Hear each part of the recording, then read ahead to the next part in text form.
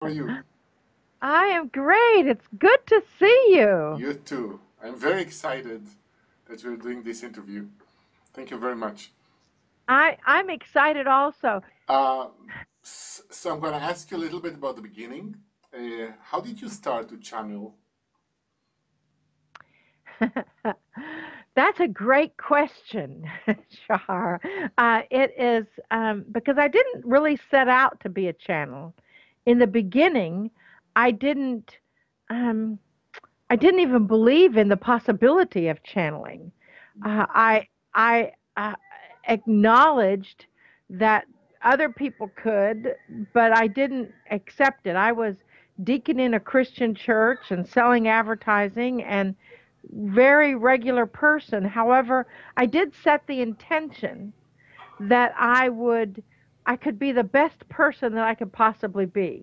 Okay. And I really knew that I experienced a major transformation in 1993. Mm-hmm. I woke up to that transformation in 96, and then I started on the spiritual path. Okay. And I I started to some people would call that a walk-in. I just call it a transformation. Mm-hmm. And for 3 years, though, I really anchored in my own spiritual growth because I knew that I had other gifts that I was not acknowledging. Mm-hmm. Um, I did automatic or inspired writing. Are you familiar with Yeah. that? Mm-hmm. Uh, I did that every day for a year. Wow. And that sort of trained me Mm-hmm. to feel what it felt like when my guides were coming in, Mm-hmm. uh, when how they felt, right? Yeah. When I was writing down what they said. Mm-hmm. And it was interesting because in the automatic writing they would say that I'm a channel and I'm going to be doing actually what I'm doing right now. And at the Okay. time, like I didn't believe it at all. Mm-hmm. Um, I became attuned to Reiki level uh, 1 and 2, Mm-hmm. and then when you're familiar with Reiki, Yeah. Mm-hmm. and then after I was attuned to Reiki level 2, I believe, uh, I was doing a Reiki session with someone, and they, I heard in my head another voice come through that was not a part of my guidance system because I was very familiar with that. Mm. Another Okay. voice came through, and they identified themselves as Serapis Bey, which I now know as one of the ascended masters, Mm-hmm. but I didn't at the time. And they said that I'm a channel, and they have a message that they would like to bring directly to the person that I was working with on the table. Mm-hmm. And I argued with them telepathically for a while because I didn't know who they were. I didn't believe Yeah. in this kind of stuff. But but after that, I finally surrendered. They said that they were a messenger from God, and they Mm-hmm. used the term God because I obviously could recognize that term. And they said that they really needed to bring some information to the person that I had on the table. Okay. And I finally surrendered to that. And they brought in information that I could never have gotten to. Mm-hmm. Never. Uh, and I think after that, I was just a little bit not present in my body. I, I would drive around and I would kind of come back to my consciousness and not have any idea where I was. I would Ah. like be out in the country somewhere, which is not a good thing. So Yeah. Don't think try it at after home. yeah, I think after that I was just a little out of my body, Mm-hmm. and after 5 speeding tickets and 3 car accidents that year, Wow. I know. None of the car accidents were where I hurt, Okay. but Good the to know. last one, it was the more serious of the three.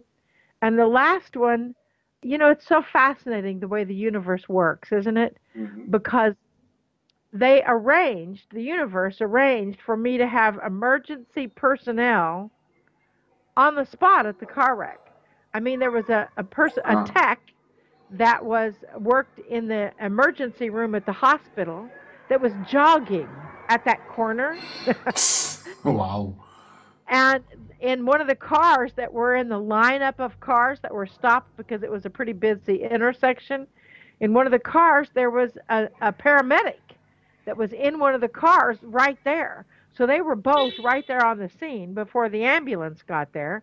I wasn't really hurt badly, but it could have been much worse. The universe actually arranged for my seat to be pulled farther back in the car, so I could hardly reach the pedals.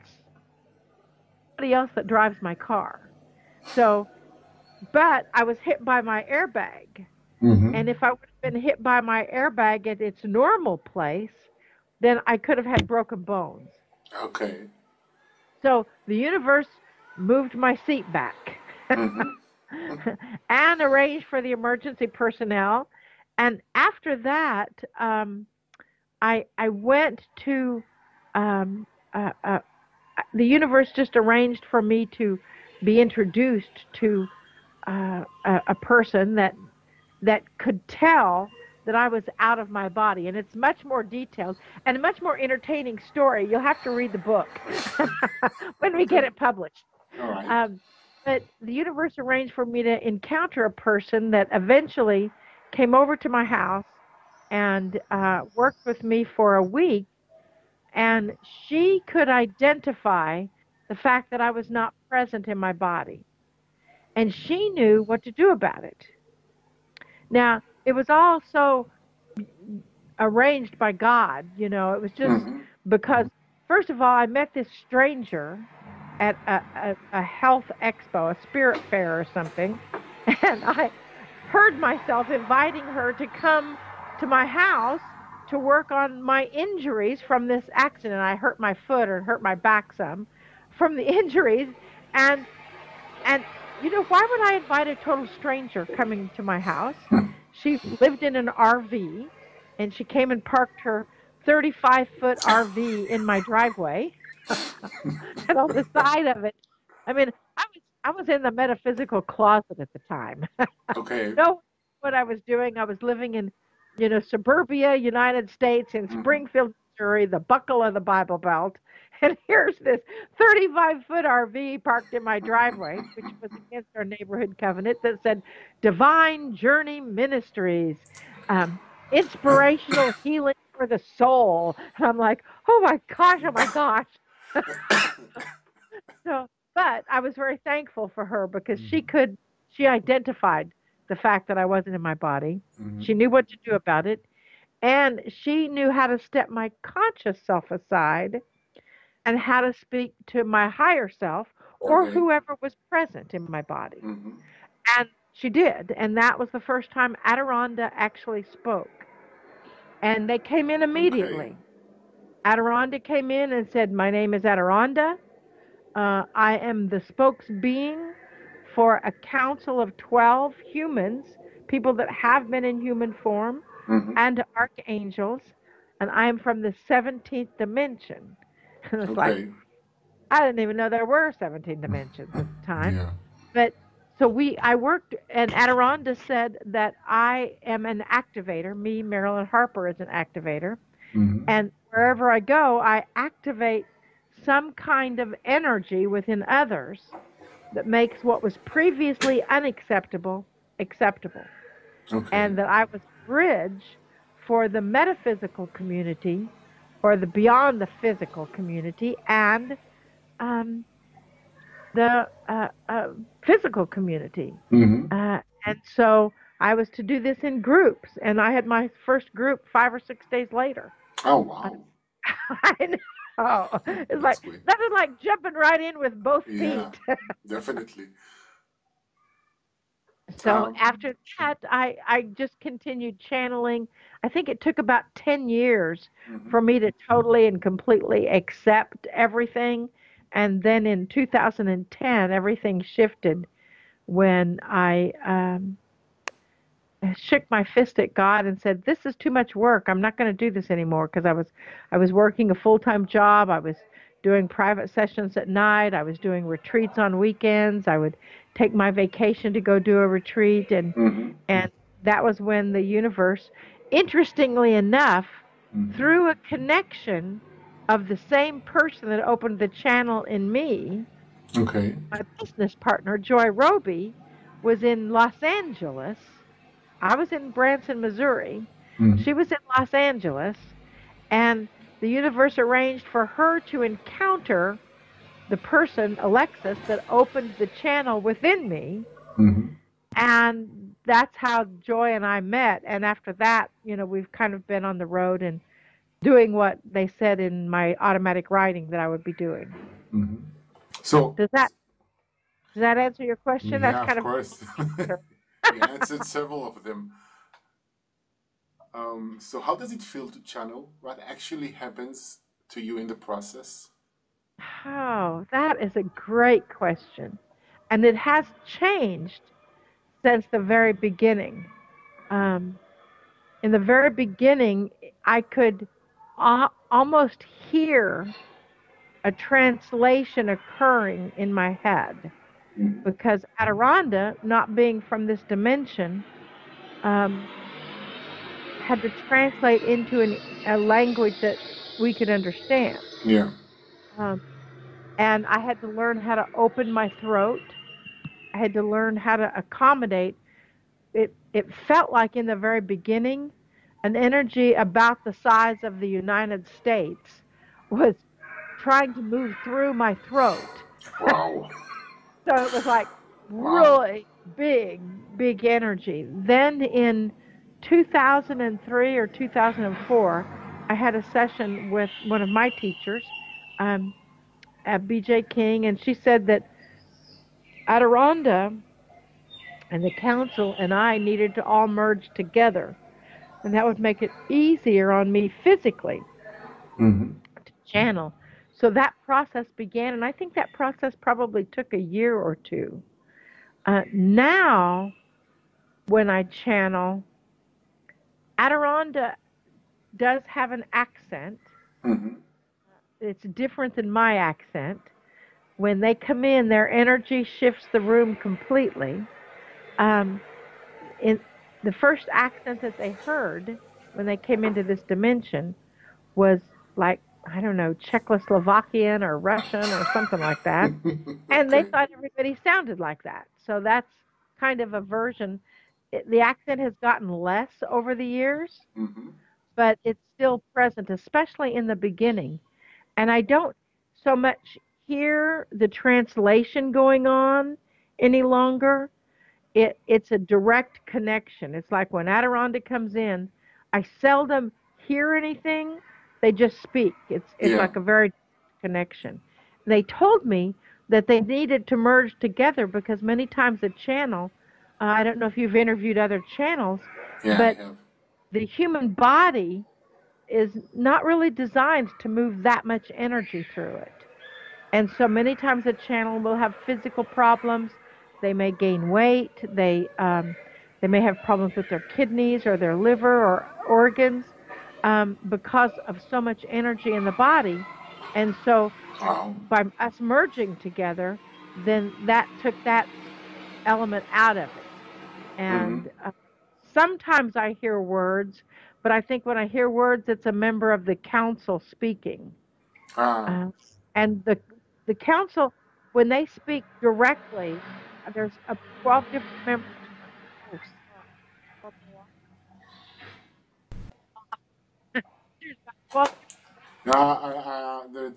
It's a bad connection. I can't hear you. Can you say it again? Can you hear me now? Yeah, now it's better. Okay. There's about 12 different members of the council, and when they speak directly, sometimes I hear more energy in my head, and it always comes from a specific place. But they don't identify themselves any longer.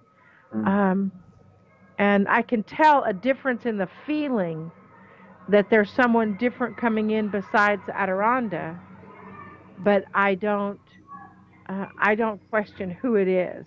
Yeah. They say that it's only the ego that wants to know who's speaking.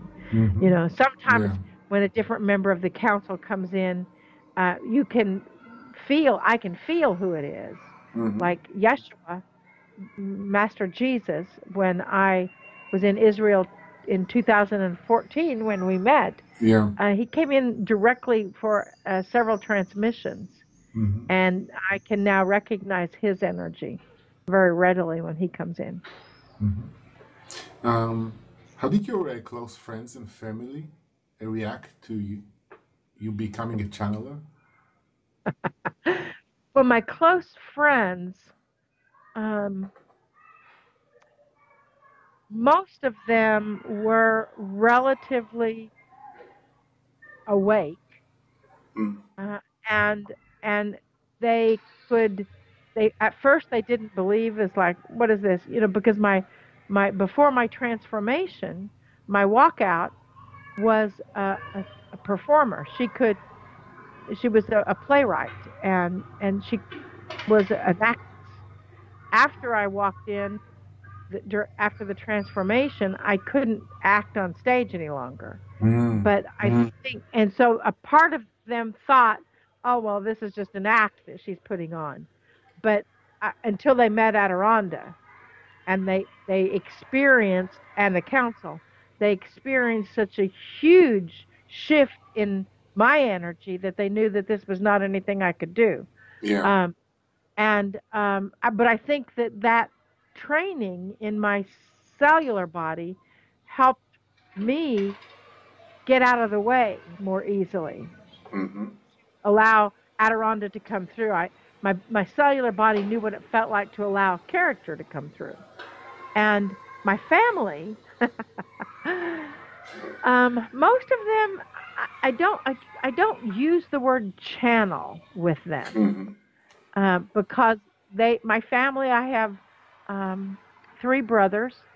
One is a Jehovah's Witness, which is very fundamental, very, very closed-minded. One of them went to school to be an Assemblies of God minister. Again, very fundamental, very closed-minded.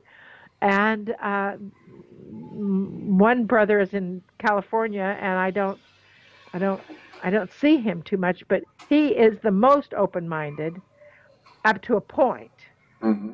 But Adironda has never used the word channel when they talk to me about me. They call me a divine link, and the information is a transmission. Now, my mother has seen me speak at traditional churches and knows that when I speak at traditional churches, I'm channeling, but I don't look and sound much like I'm channeling Adironda. So, which takes a lot more work. But she says that I have a way of speaking directly to someone's soul.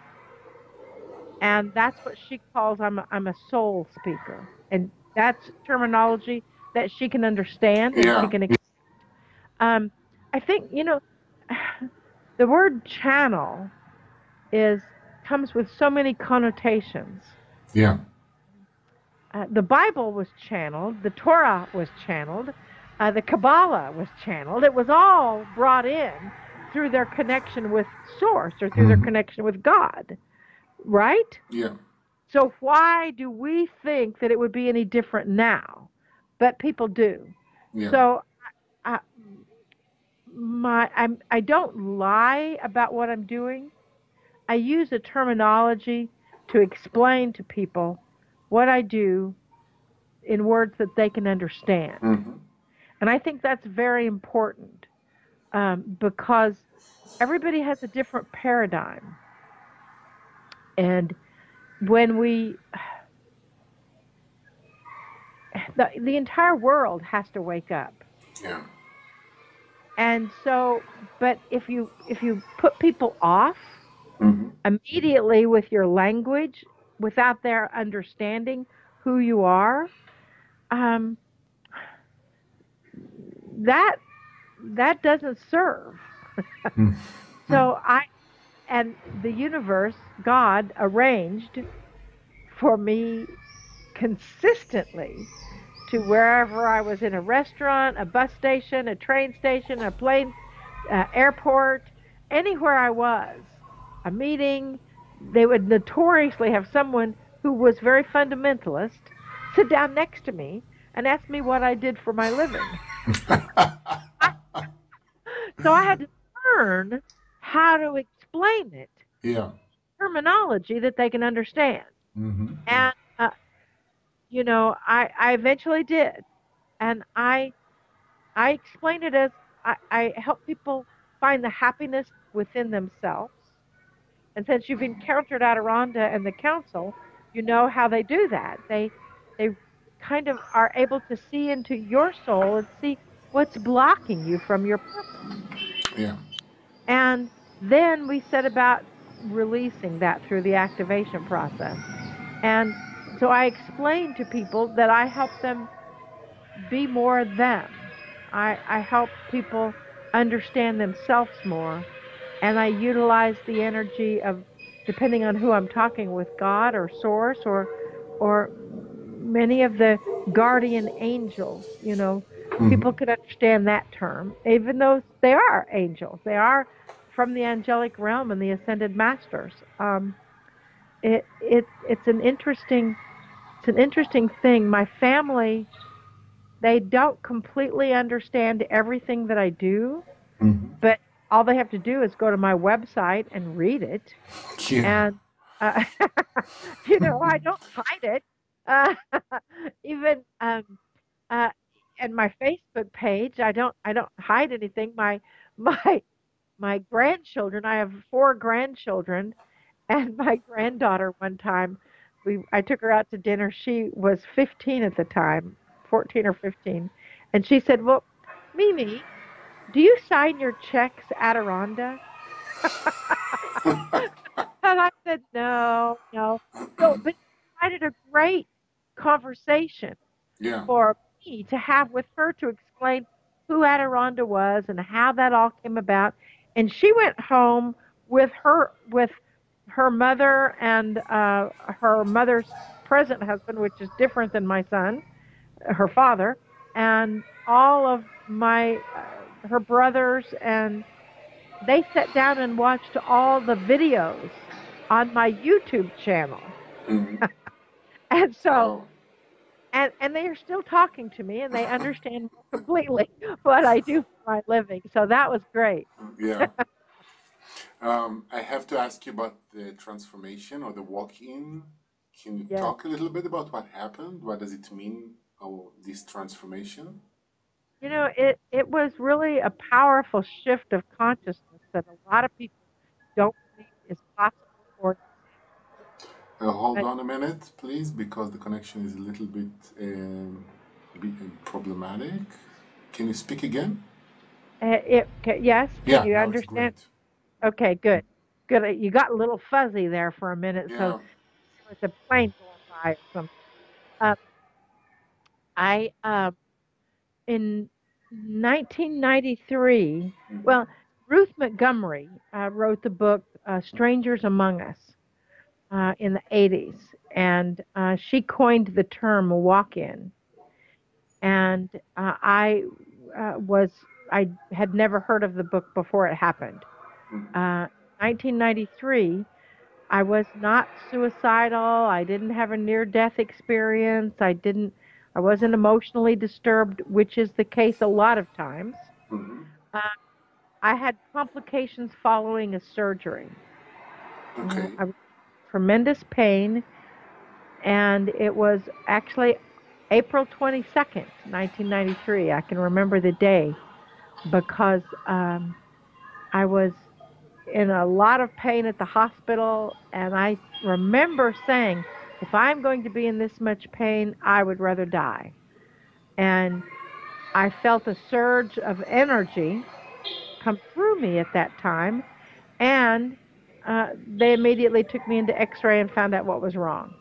I came home from the hospital a different person. Now, I didn't even know that was possible. I was not awake.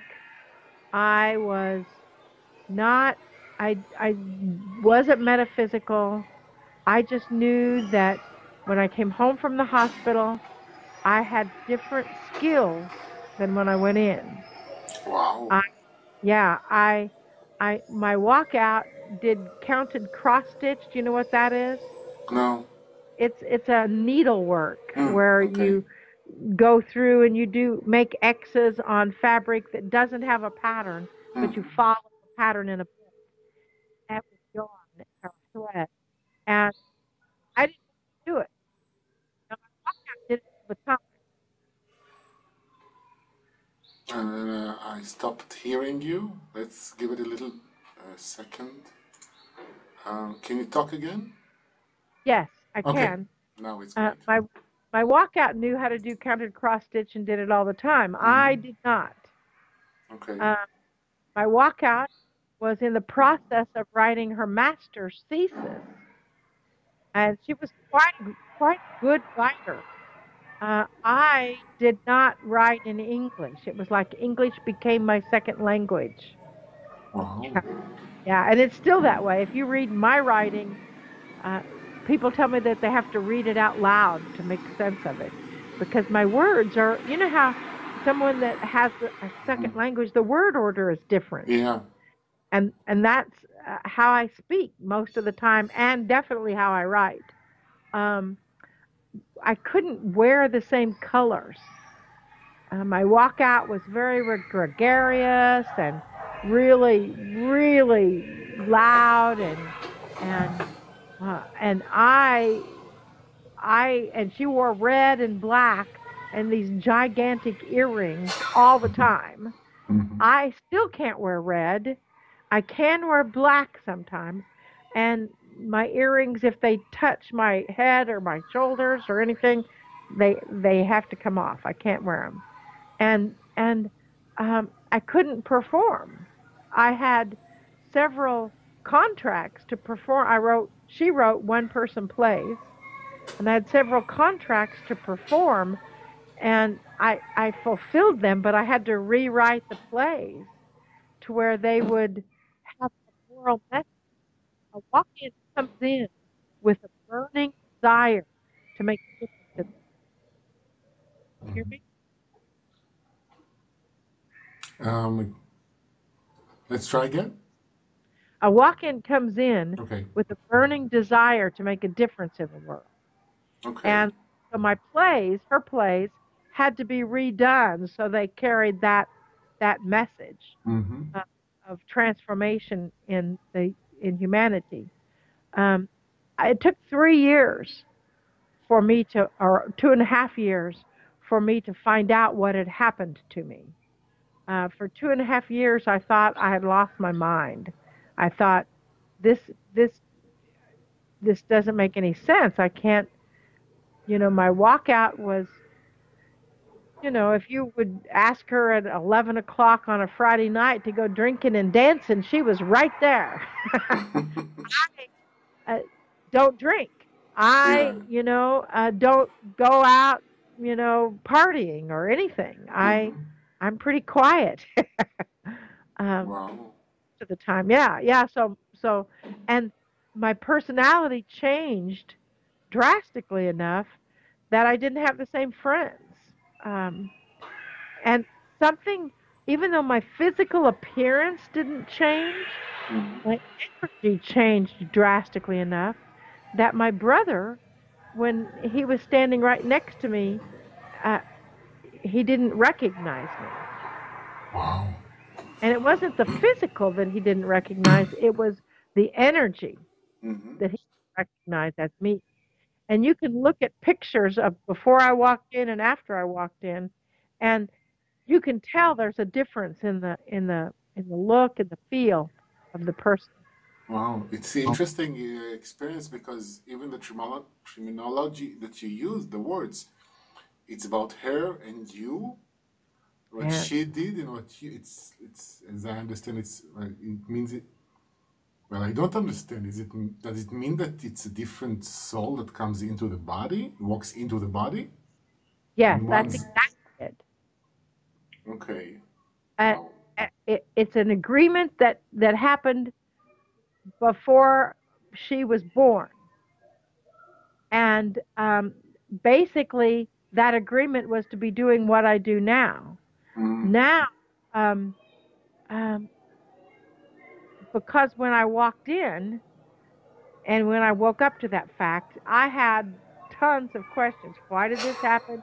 It is a Yeah. complete soul exchange. Okay. Soul that was born into the body left and went to the place where people go when they die, I'm guessing. And a new soul came in to take the place. Now, the new soul could access the memories of the walkout, but they had to I had to work at it a little harder. Mm-hmm. Then something happened in 2008 and 2009, which I've never heard happening. I was a little frustrated in 2008 and 9 because I was working a full-time job. I was doing private sessions at night. I'd leave work on a Friday. I'd go do a retreat on the weekend, on Friday afternoon, drive 2 or 3 hours, go do a retreat or a weekend of sessions, drive back at 4 o'clock in the morning on Monday, and start my job at 8 o'clock in the morning. And so I was saying, what do I want to be when I grow up? What, what, why is all this happening, and how can I fulfill my purpose? I know Mm-hmm. I have a life purpose, and they had always told me that I would be channeling, bringing people messages for their soul on larger arenas, larger stages. And I'm like, I can't see that happening. I'm not even comfortable to walk out on a stage, right? The walk-in, I'm not comfortable to Mm-hmm. walk out on the stage. So I believe in 2008, 2009, the soul of the walkout, who was very comfortable on the stage, actually came back and merged with the walk-in because Wow. she had the cellular memory in her body to stand on stage, to communicate on stage, to project her voice on stage, and the walk-in had the ability to incorporate 1,000 or 2,000 people in their energy so the people on the back row can Mm. feel the same as the people on the front row. So I believe that we merge together, and I've never heard of that happening. I still talk about the walkout as a her, but I believe that we are really all in this body together, and there's no separation now. Mm-hmm. Okay. Um, and that way, uh, I kind of got used to that. But in 2015, I was actually in 2012, I was asked to channel on Lemurian choir. Dr. Todd Ovalkitis invited me to channel for 20 minutes, and there was probably 300 people in the room, which was the largest group. And even though I was really nervous, my body, I knew what to do. I knew how to project that energy. Mm-hmm. I knew how to handle it. Um, the same happened again in 2015 on Cry on Stage. It was like, even though I was nervous, my body, I knew what to do to speak in front of Mm-hmm. 1,000 people. Um, and so, and that's what we're doing now. Yeah. All right. Um, I want to start asking you several questions about the process that we are going through in these days. Um, I want to start about December 2012. What happened on December 21st, 2012, from your point of view? Well, I've listened to many channelings about it, Mm-hmm. and it's my understanding that I've listened to them that Adironda has explained, that the Council of Light has explained, that I've heard it from Cryon and several others. It wasn't like the end of the world like we were expecting it to be, Yeah. but it was the end of the world as we know it. That Mm-hmm. everything after 12/21 of 2012 shifted. Uh, you don't. if you're trying to do things the way you did before, it will be very frustrating for you. In other words, everything, every experience, every word, every acknowledgement, every way you put your clothes on and drive your car and eat your meals shifted. The way we manifest shifted. If you're still manifesting by writing it all down and putting it in the specific corner in the room and setting it on fire and standing on one foot and doing the whole little dance of manifestation that we used to have to do, now that's distracting the energy. Now we manifest simply by breathing into and feeling what it is, the outcome that we want.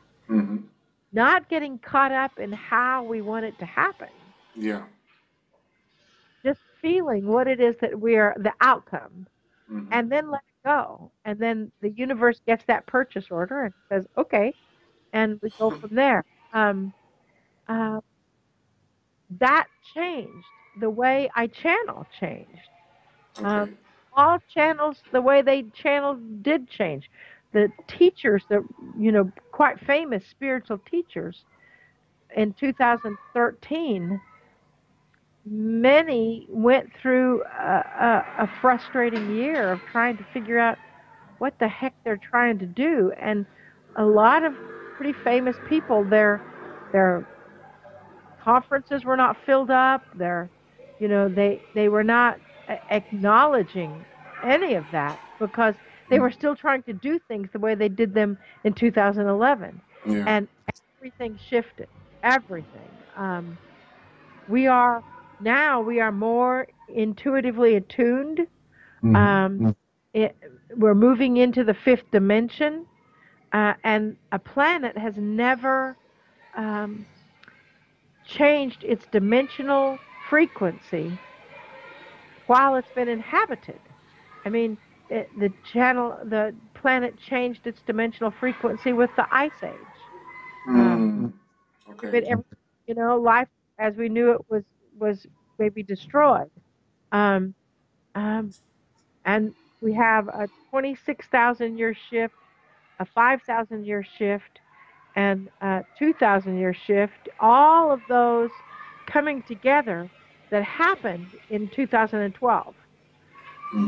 But we have been able to maintain our species, so far anyway, with that shift. And what I discover is the more we push against an energy, that's the old way. The new way is about feeling into the flow, feeling it in your body, into the energy in your heart center. And meditation, seeing, sensing, feeling how that flow is to take place, and then simply allow the universe to help it to come happen. And I think that's one of the most drastic things that shifted in 2012. It has been it's been an interesting 5 years for sure. They tell us when I was in Israel this past February, the messages from actually Master Yeshua, I believe, were that the world is in a 3-year corridor, starting with 2017, and it will experience a very huge awakening by 2020. And they predicted that's why they keep sending people like us and people like you to Israel and that part of the world, because until there's peace, as you know, until there's peace in Israel, there's not going to be peace anywhere else. And we have to have peace, I believe, by 2020. Otherwise, there may be a very large earthquake in that area, in your area. And to sort of shake things up. It's surprising that a natural disaster seems to bring people together. It opens up the heart. It does. And we're working to find other ways to open up the heart. Yeah. And that's why I've been told that I get to come back to Israel every year, maybe every 2 years. Okay. And I'm working on a trip to Israel in 2019. Mm-hmm. I may come back in 2018 just for a week or two of private sessions and smaller groups. But Lee comes back every year as well. Yeah. Lee Carroll, Cryon. Yeah, he's going to be here next month. Yeah. I wish I could be there. Yeah. I want to talk to you about Trump, Donald Trump. How do you and Andironda see him as the president of the United States? Because from a human perspective, it seems not that a good thing. You're so kind. Yeah, I'm trying to be. Well, yeah. We do have to work hard at that, don't we? Yeah. I'm going to shut these blinds down. Okay. It's like, there, that's a little better. Cool. I've got the sunlight coming in, and it's like you need sunglasses to look at my hair. Donald Trump, when he was elected by the Electoral College, not the people, Adironda predicted that the person who was elected by the people would not be the person who was president, and that's exactly what happened. When he was elected, me and lots of people that I know just sort of freaked out. And I'm like, how could this even be possible? Here's this loose cannon that does and says whatever comes to top of mind awareness, that is abusive to women, that is abusive to foreigners, that is abusive, and his wife isn't a foreign person. It's like, how can you have that double standard and lead this world? It's like I was not happy and really definitely challenged by it. However, when you do the numerology, on Donald Trump, when you do the astrology on Donald Trump and the astrology of his presidency in relationship to the world, it comes up very positive. Really? No, freaks me out. Yeah, even more than change maker. Now, we know we have to have change on this planet. Yeah. We know that most of the world leaders are not in integrity. And Adironda has said anything that's not in integrity is going to implode upon itself. I believe that Donald Trump is somehow that implosion. And I'm just holding the intention that transformation to acknowledge the world leaders to come into a place of integrity happens with as much ease and grace as is possible. Now, that being said, I don't agree with his policies. I don't agree with what he's doing. I don't agree with anything really that he has done. Period. I can't think of anything that I agree with.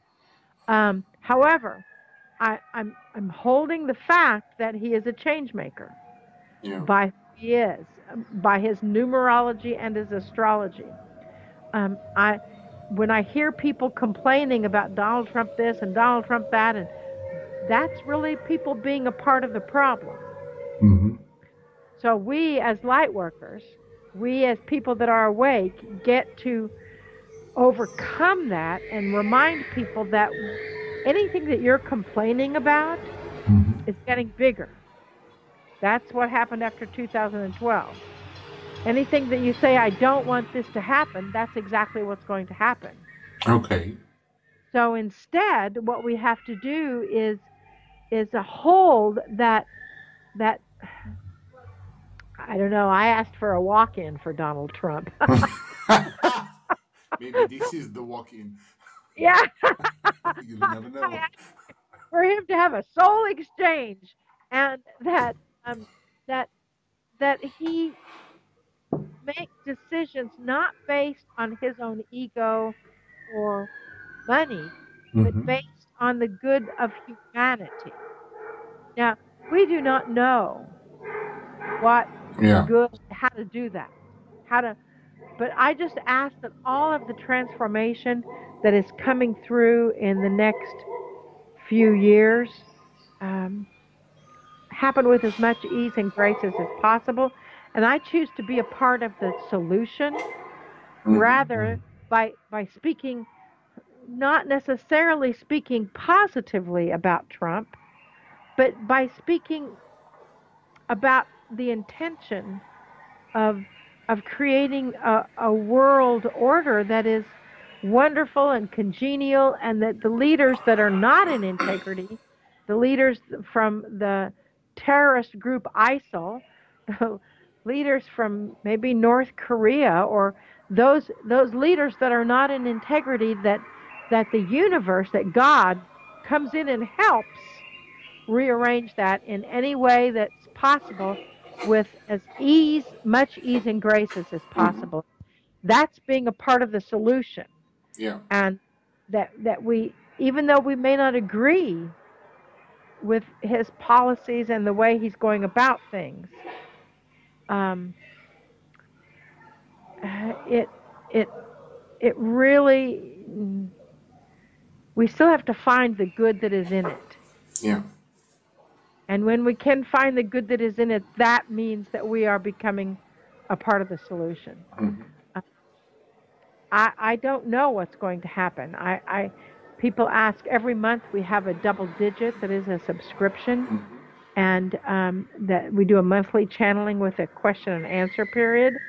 And people ask every month about Donald Trump, and he is a catalyst for change. That I have to hand it to. Yeah. And I just hope that the change happens with as much ease and grace as is possible. Yeah. And that he realizes that this United States, almost all of the people here were immigrants at one time. Yeah. And that by not allowing people into the country and by deporting people that are U.S. citizens or not of American descent, that doesn't serve. Yeah. And, yes, all nations have to be careful. Yeah. All nations. However, can't be careful without, making our neighbors angry and exercising, eliminating. Yeah. Does that help? Definitely. I want to ask you about something that I experienced that I think many people have a similar experience. I follow some channelers throughout the years, and I read channelings every now and then, and most of them sounds very optimistic about the transformation process that's going on Earth. But from my personal daily human perspective, reality sometimes looks very discouraging. And the gap between the human experience, my human experience, and the messages from the channelings is sometimes very, very big or large. I don't know how to say it. How do you see it? Is it really a gap, or am I missing something? I think many times channelers people who are bringing in the messages from higher realms are really attempting to speak from the standpoint of positive transformation. Okay. However, the planet is in a tremendous amount of chaos right now. The media is desensitizing people to death. When I say it's desensitizing, video games that children are being trained with are they blow up bad guys or good guys or blow people up. The television shows and the movies are very violent in nature. So they are desensitizing people to violence. So therefore, many times people are leaning more towards violence to solve a problem that is occurring. That's what we are seeing on the human level. Yeah. As a channel, I know I can't speak for all channels. I can only speak for what I have seen through us, is that the world is shifting. And the people that are affecting the shifts on the planet are the people that their field of energy all around them moves around with them. So if the field of energy is negative, then that is going to bump up against your field, and your field will then entrain to that negativity. Okay. The field of energy, if it is positive, then that's going to bump up against your field of energy, and there's a chance that you will entrain to that positivity. So I think that's why channelers, I think that's why those of us that do what I do are sort of holding the high watch. And even though it has been predicted that through Adironda and our Council of Light, that there will be a big earthquake in 2020 in your neighborhood, in your neck of the woods. And it will cause a huge cataclysmic event. They don't engage in that very much. They don't talk about that very much, and they don't use it as a warning. Okay. Instead, use it more as this is a possibility. So that's why it's important for us to awaken now. So it doesn't happen. You know, it was predicted in, I can't remember the year, the same thing in 21 or 22, I can't remember, that the same thing, earthquake would happen in the United States, dividing us right down the middle along the San Madrid fault line, which is in Missouri. And instead, the light workers got together before that and worked on the energy, worked on the planet, worked on the field as it would be. And we had Hurricane Katrina, which affected New Orleans or the coast down south, but it didn't affect the entire North America as it was initially predicted. So I think that's why channelers, people that do what I do, are holding an intention of positivity. But if you hold the intention of fear, that's the best way to control people. I stopped hearing you. Say it again, please. If you hold the intention of fear, then that's the best way to control the people. Yeah. And so, if you're complaining or talking about, all this conspiracy theory and the governments are doing bad and the leaders are doing bad and there's all this CIA or blah, blah, blah, then you're a part of the problem. And I think that's, thank goodness, that the channelers, the people that are bringing a higher message, are maybe touching on that, but their focus is really about, let's see how we can positively influence how we can positively affect our environment. Yeah. Make sense? Yeah, definitely.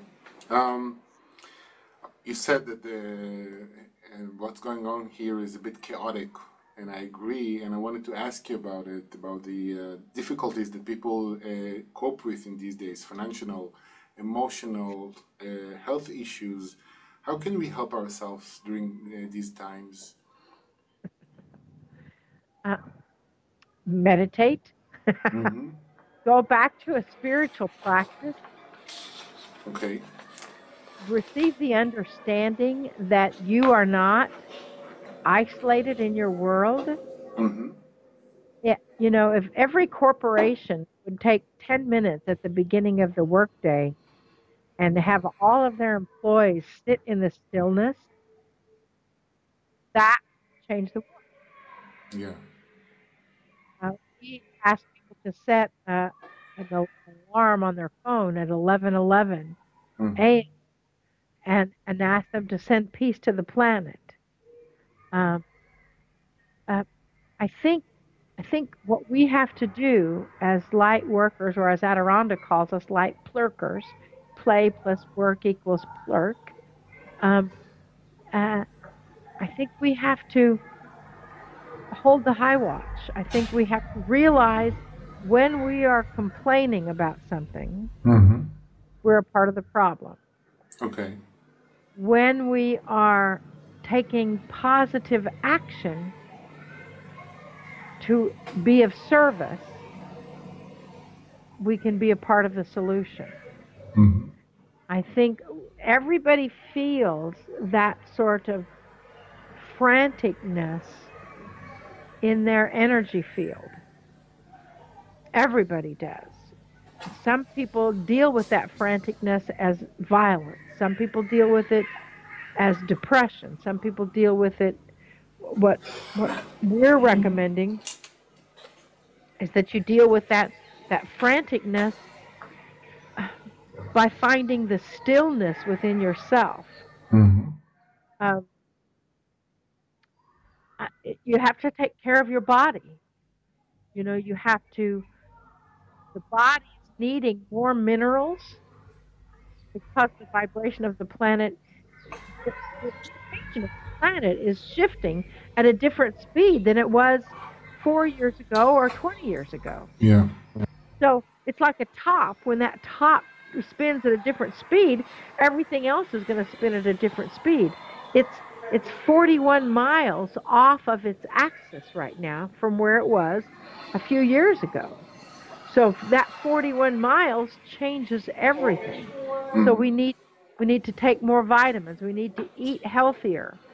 We need to be proactive and not eat processed food if we can avoid it. We need to have close to the food source, organic, not Monsanto food. You know, we get the opportunity to see how we can make a difference with the leaders of the country.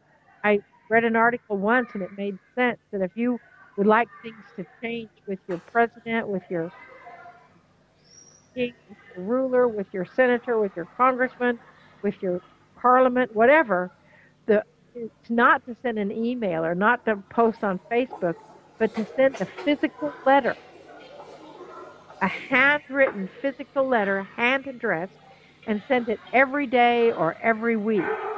And eventually, they're going to see it and they're going to read it, and that's how to make a difference.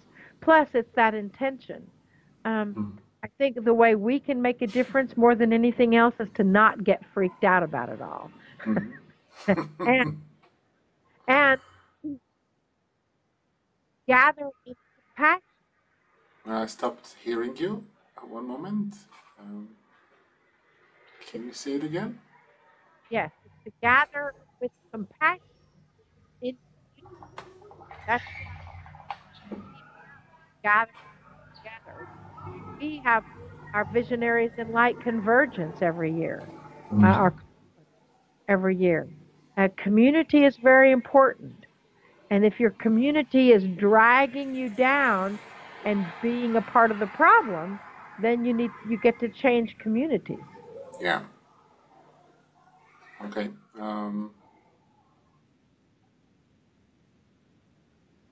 I wanted to ask you about abundance.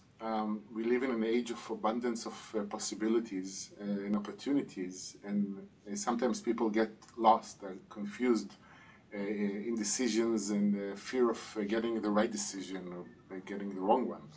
How can we help ourselves to adapt to this age, to this abundance? Well, I think first you have to realize and accept that we have everything we need or want. Already. Already. It's already here. Mm-hmm. The only thing that keeps us from it is old programs and old patterns, Mm-hmm. Old imprints. And once you heal or release or integrate those, then and understand and know that you're always going to be taken care of. That acceptance shifts the consciousness. Mm-hmm. And I know we have had so many different examples of abundance where I had no idea how I was going to do something. But when I freak out about it and say, how can this happen? Get all emotionally interjected in it, everything stops. Mm-hmm.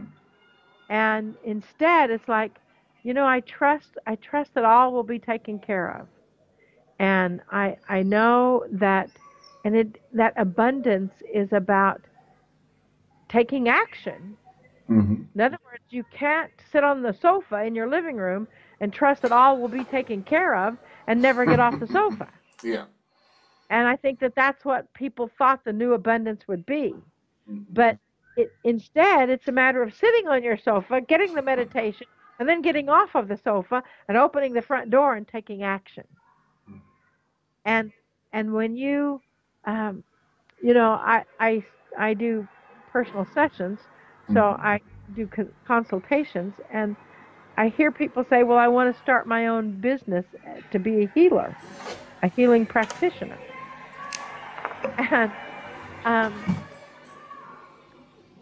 And they say, well, but I don't have any clients. How do I find my clients? And we say, well, do you have a website? Do you have a business card? Do you have a place to work out of? Well, no. Well, how can you possibly start a business? Do you have a business plan? It's a business like any other business. Mm-hmm. I believe firmly that whatever your heart's desire is, whatever your greatest joy is, there's a livelihood to be had in that. Okay. And so if your greatest joy is not your livelihood, what are you willing to do to bring the two together? And I believe that in this world, that abundance will come to those who are good stewards of their money. Mm-hmm. Abundance is more than money. Yeah. Abundance is more than currency. Abundance is good health. Abundance is having a roof over your head. Abundance is having clothes to wear. It doesn't have to be having the biggest house or the best clothes or the best possible energy. Mm-hmm. It has to be created in similar fashion where how will that that's let go of control as to how. Just a moment, because I almost can't hear it all. Let's give it a few seconds. Okay, please say it again. Yes, I hear sirens in the background there. I hear the abundance is really starts in your heart. Abundance starts in the feeling and the knowledge that everything is going to be taken care of. How could it not? Yeah. God, the source of all that is not going to put you in harm's way. You may put you in harm's way, but they are not going to do that themselves. They are going to experience that energy of completion, and they'll help you learn, grow, and ascend. So if you say, oh, I'm so happy that I have enough money to write out this check and pay my bills, but inside you're saying, oh, thank God I can pay my bills this month. I hope I can next month. Then that's a dichotomy. Yeah. So they're going to pick up that fear because that's a stronger emotion than the statement of thank God I can pay my bills this month. And so every thought, every feeling is like a purchase order. Okay. Abundance of the universe. So if you're feeling, I am so thankful that I get to go to Israel or France or live my joy and glean a livelihood from it. I'm so grateful for that. And I feel that gratitude through and through. That's the abundance of it. Yeah. If I'm saying that and not trusting that it will happen, then there's something that's not in integrity. And thing that's not in integrity is going to implode.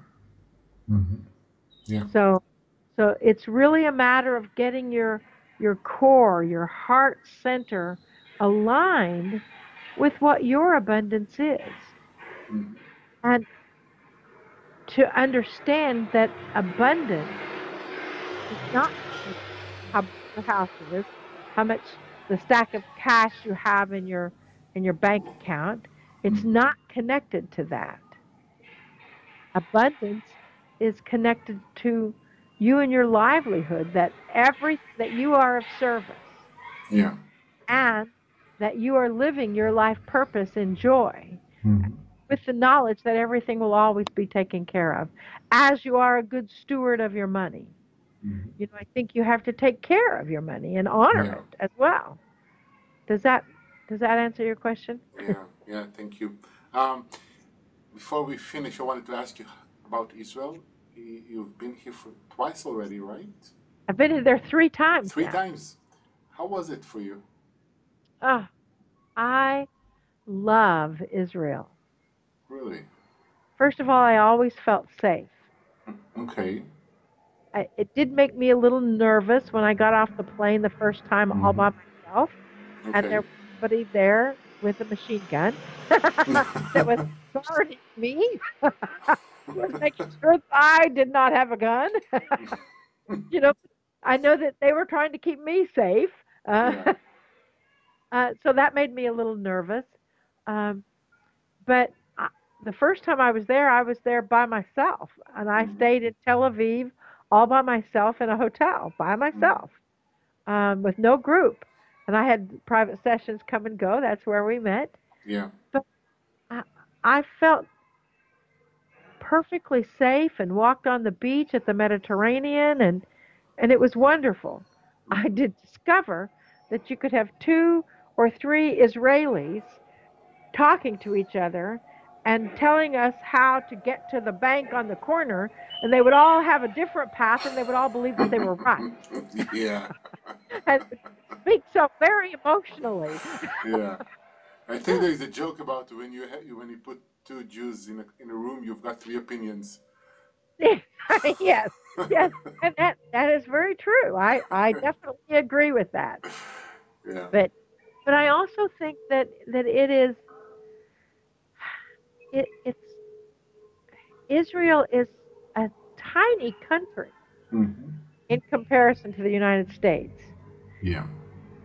And I now, having been in Jerusalem now 3 times, been in the Western Wall, the Wailing Wall, what we call the Wailing Wall, been on top of the Wailing Wall, and been all the way down to Solomon's Temple in the Wailing Wall. And I now have gone to Shabbat with my prayers at the wall. I understand that at that place on the planet, there's conscious, logical, physical proof when you go into the earth, 6,000 years of generations are claiming that spot as the holiest place on the planet.